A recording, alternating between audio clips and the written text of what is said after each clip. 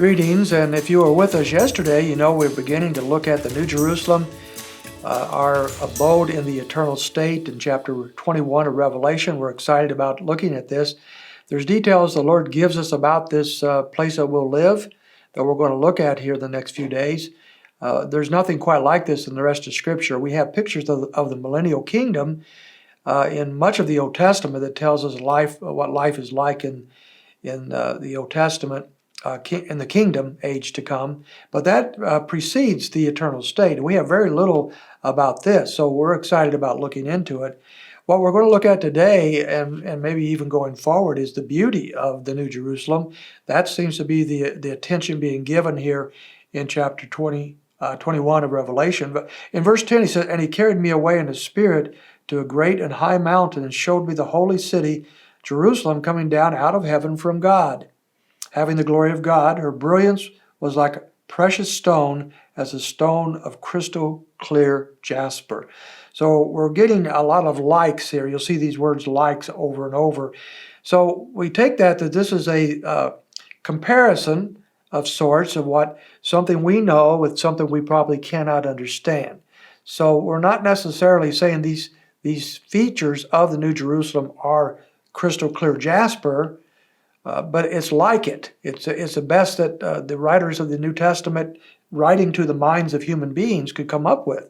So keep that in mind as we go through. But what we do see featured is the beauty of the New Jerusalem. Also, as we go back, we find that in verse 10, we're at the fourth major vision of the book of Revelation, each starting with this phrase, "in the Spirit."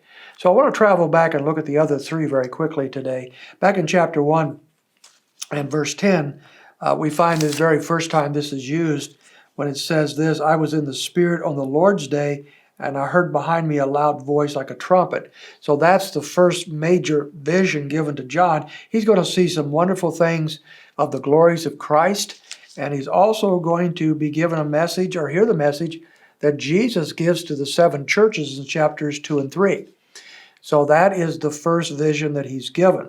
The next one is found in chapter 4, verse 2. He said, and it says, "Immediately I was in the Spirit, and behold, a throne was standing in heaven, and one sitting on the throne." Now, this is the opening scene of what will eventually be the description of the tribulation period.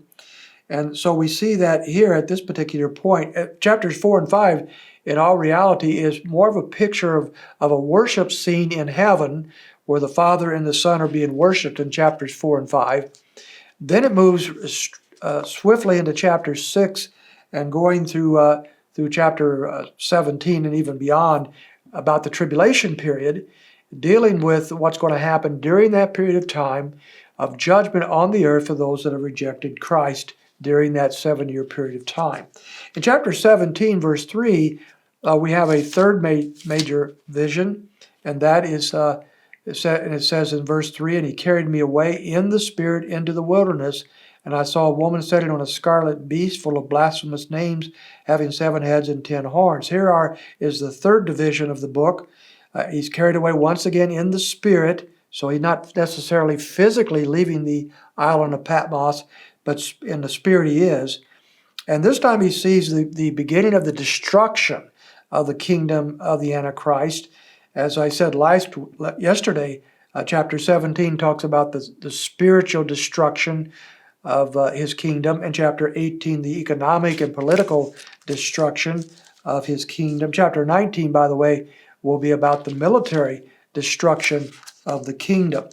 And so this vision takes us all the way through the destruction of the kingdom, some insights into the kingdom age, the millennial kingdom.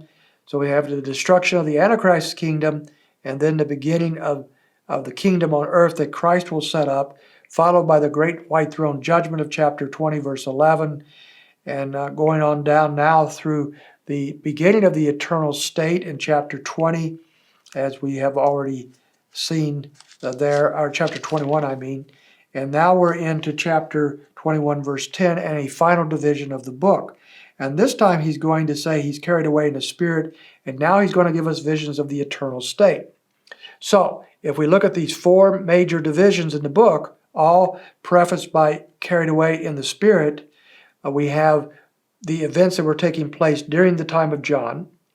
We have the events that will take place after the rapture of the church and during the tribulation period. We have the events that will take place at the end of the tribulation, moving into the millennial kingdom and slightly beyond that. And now we have the final one is the picture of what's going to take place in the eternal state. So 4 major divisions telling us about the events that will take place now and in the future. And the events we're looking at now describe our abode in the eternal state with the Lord. It's a wonderful picture, and we're looking forward to unpacking a little bit more of that the next few days. I trust you can join us. You have a wonderful day in the Lord.